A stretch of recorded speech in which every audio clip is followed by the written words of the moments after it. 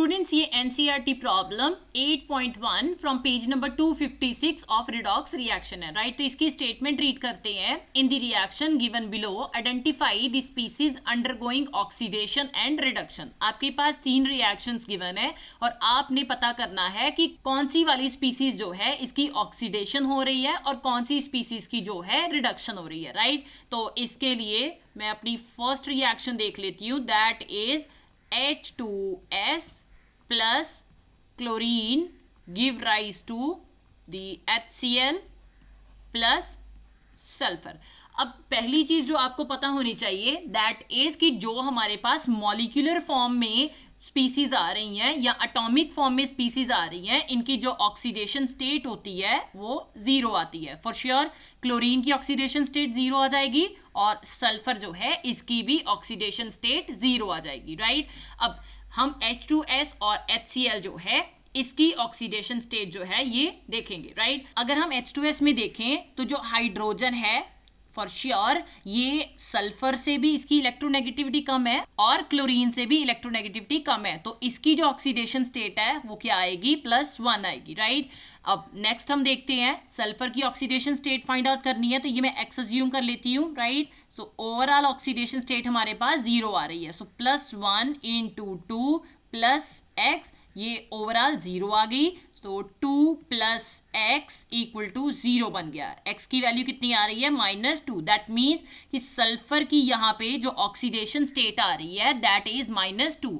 अब -2 oxidation state से ये 0 ऑक्सीडेशन स्टेट पे जा रहा है, दैट मीन्स कि इसकी ऑक्सीडेशन हो रही है क्योंकि इसका जो नेगेटिव चार्ज है वो क्या कर रहा है, वो रिड्यूस कर रहा है। अब यहाँ पे अगर हम देखें तो हाइड्रोजन जो है इसकी +1 ऑक्सीडेशन स्टेट है। अभी आपने स्टिक्योमेट्रिक जो कॉफिशिएंट है उनको नहीं देखना है, right.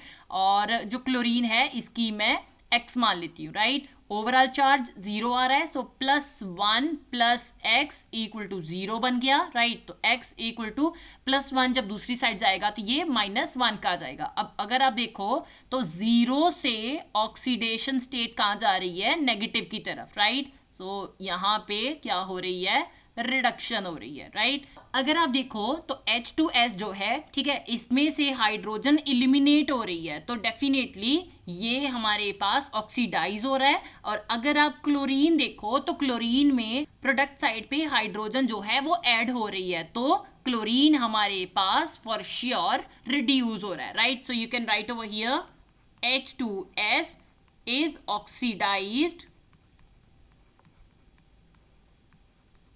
because a more electronegative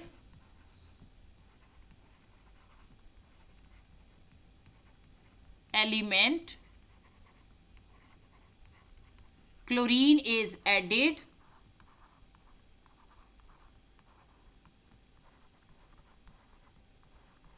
to hydrogen। अब हाइड्रोजन की इलेक्ट्रोनेगेटिविटी जो है ये क्लोरीन से कम होती है, इसीलिए इसका जो चार्ज है वो हमेशा +1 आएगा, राइट। और हाइड्रोजन जो है वो सल्फर से रिमूव हो रहा है, right. On the other side chlorine is reduced due to the addition of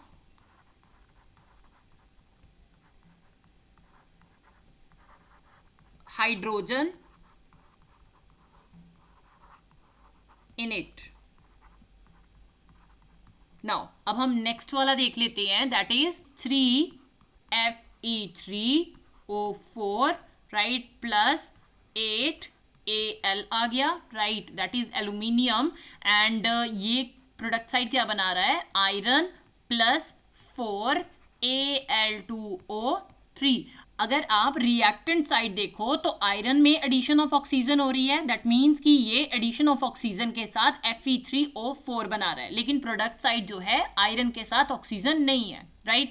और रिएक्टेंट साइड एल्यूमिनियम जो है ये अपनी एटॉमिक स्टेट में एग्जिस्ट कर रहा है, लेकिन प्रोडक्ट साइड जो है इसमें एडिशन ऑफ ऑक्सीजन हो रही है, राइट। सो यहाँ पे product side removal of oxygen हो रहा है, और एल्यूमिनियम के केस में प्रोडक्ट साइड में एडिशन ऑफ ऑक्सीजन हो रहा है, राइट। तो एडिशन ऑफ ऑक्सीजन जो है ये हमारे पास ऑक्सीडेशन करता है, so you can write addition of oxygen जो है ये ऑक्सीडेशन करेगा,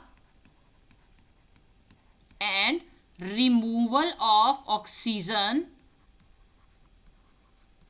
ये रिडक्शन करेगा, right.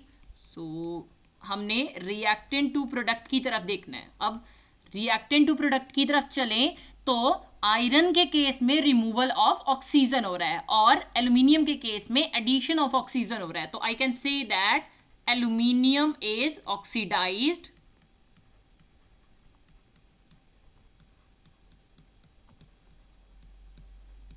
because oxygen is added to it, right? Now अगर मैं फेरस फेरिक ऑक्साइड के केस में देखूं, that is Fe3O4, so you can say that ferrous ferric oxide. अब इसे फेरस फेरिक ऑक्साइड हम क्यों कह रहे हैं, क्योंकि Fe3O4 के केस में Fe की दो ऑक्सीडेशन स्टेट्स एग्जिस्ट कर रही हैं, एक +2 और एक +3, राइट। इसीलिए हम इसे फेरस फेरिक ऑक्साइड लिख रहे हैं, राइट। और इसका फॉर्मूला इज Fe3O4। ये क्या हो रहा है, रिड्यूस हो रहा है, क्योंकि अगर मैं प्रोडक्ट साइड देखूं तो इसमें रिमूवल ऑफ ऑक्सीजन हो रहा है, right. So you can right Fe3O4 is reduced because oxygen has been removed from it, right? So oxygen has been removed from it, right? अब हम अपनी थर्ड प्रॉब्लम देखते हैं। 2Na plus H2 give rise to NaH twice, right? अब हम पहले इनकी atomic state देख लेते हैं। सोडियम फॉर श्योर इसकी जीरो ऑक्सीडेशन स्टेट आ रही है, हाइड्रोजन अपनी मॉलिक्यूलर स्टेट में एग्जिस्ट कर रहा है तो इसकी भी जीरो ऑक्सीडेशन स्टेट आएगी, राइट।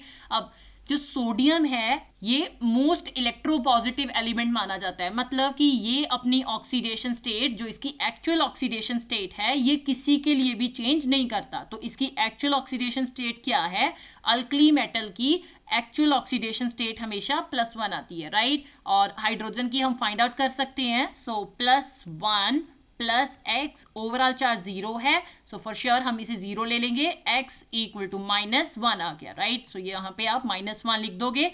अब सोडियम जो है ये जीरो ऑक्सीडेशन स्टेट से +1 की तरफ जा रहा है, राइट। सो अब for sure I can say that कि जब भी ऑक्सीडेशन स्टेट 0 से पॉजिटिव की तरफ जाती है तो वहां पे ऑक्सीडेशन होती है, और जब भी ऑक्सीडेशन स्टेट 0 से नेगेटिव की तरफ जाती है तो वहां पे रिडक्शन होती है, राइट। सो हाइड्रोजन की यहाँ पे क्या हो रही है, रिडक्शन हो रही है, right. So you can write over here. इसका हिंट क्या है कि अगर मैं 0 से पॉजिटिव ऑक्सीडेशन स्टेट की तरफ जा रही हूं तो फॉर श्योर ऑक्सीडेशन होगी उस स्पीसीज की, राइट। और अगर मैं 0 या फिर पॉजिटिव ऑक्सीडेशन स्टेट से 0 की तरफ या 0 से नेगेटिव ऑक्सीडेशन स्टेट की तरफ जा रही हूं तो यहाँ पे क्या होगा, रिडक्शन होगी, राइट।